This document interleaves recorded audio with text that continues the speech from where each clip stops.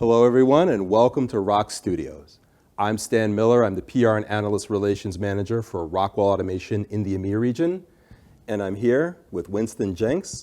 He is the Technical Director for Cape Software. Winston, welcome to the studio. Thank you, Stan. Nice to be here. So we're here to talk about advanced simulation technology and how that technology can support operator training and control safety system logic testing.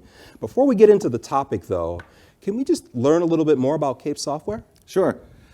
Cape Software was founded in 1990, and since then we've been providing simulation capability to control systems and people that put control systems together. Normally we help out at the FAT to sort of bring the plant to life, if you will, when it's being tested and before commissioning. And we found that people can save a lot of time and effort if you catch bugs early. Absolutely. Well, let's get into it. What are the core features of advanced simulation technology? Well, back in the early 90s when we started, you really just needed to connect up some I/O to the processor, maybe have a simple model behind it to make those values do what they would normally do in the field.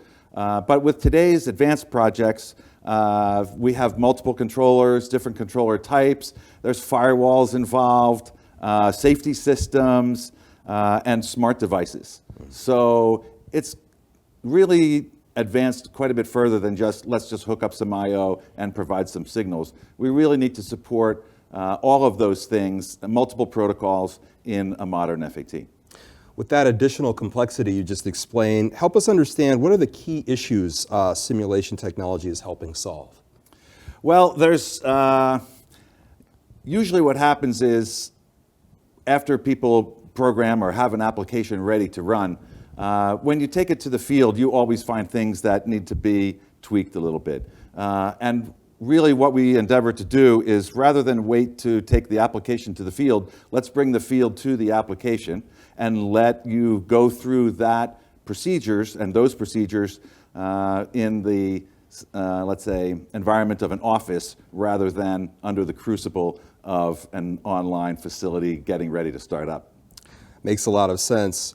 Well, let's talk a little bit about how a simulated experience can prepare operators for real-world situations. Help us understand that.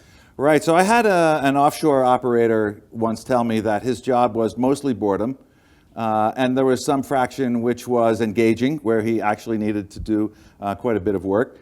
And then there was a small percentage of sheer terror, when he knew that the operation of that facility was on the line and he was the guy that was going to need to save that facility from shutting down.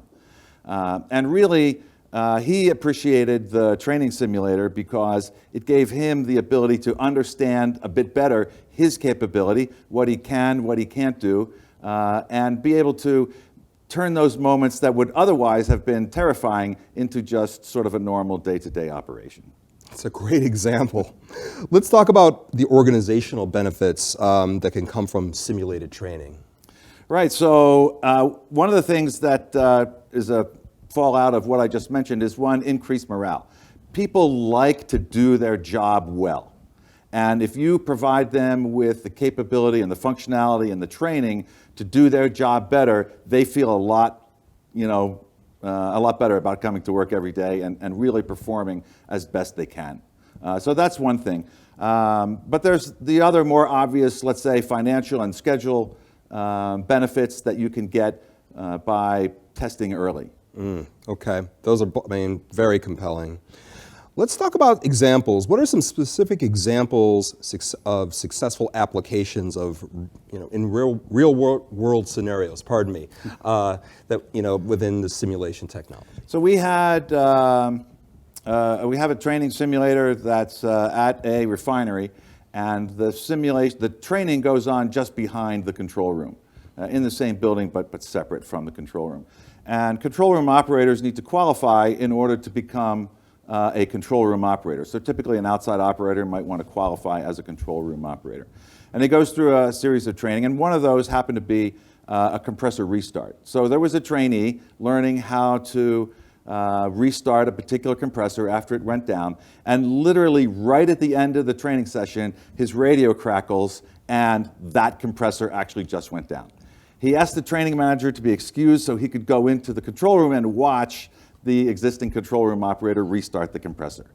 And it was something that doesn't happen very often. I don't think that control room operator had even seen that before on his particular shift, right? And the end result was the trainee actually kind of offered to help, jumped in, restarted the compressor in about 20 minutes, and things were good again. But the real telling part of that story was a few days later, the control room operator walked up to the training manager and said, "Can you please re-enroll me in that training, because that's something that I need to do my job better, and I would like to take advantage of that as well." And that was the real, I think, positive benefit from that. That is a result. That's a Yes. really great result. Yeah. So, can you help me and the audience understand, when we talk about organizational flexibility and connectivity between control systems, is there a particular technology that our audience should be considering? What are your thoughts on that? So the first thing is that there are new features that Rockwell has provided that make my job easier.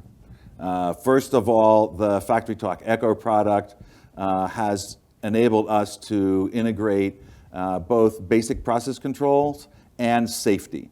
So we can run GuardLogix applications in FD Echo now. That's a big deal. Motion has become a lot easier with FactoryTalk Echo as well. And additionally, it also provides us with the specialized functionality to be able to perform operator training functions. And this includes pausing the controller, restarting the controller, saving it, restoring it back to a saved state. You can imagine an operator shows up for a training session, and the trainer doesn't want to drive the plant back from some startup state to a position where it's ready to train the operator. He wants to push one button, and 45 seconds later, everything's been restored to a place where the trainee can start his run. That also gives the trainer an opportunity to, if the trainee makes a mistake, to be able to save and go back to this point and say, okay, let's restart that from here and see what you did before. So new functionality from Rockwell enables us to provide that functionality in a full OTS environment. Winston, I don't have any more questions for you, but I can't say enough how much I've enjoyed this discussion. So thank you so much for joining us in the studio. Thank you very much, Stan. It was my pleasure. And thank you for watching. If you'd like to learn more about Rockwell Automation and CAPE software, visit www.rockwellautomation.com.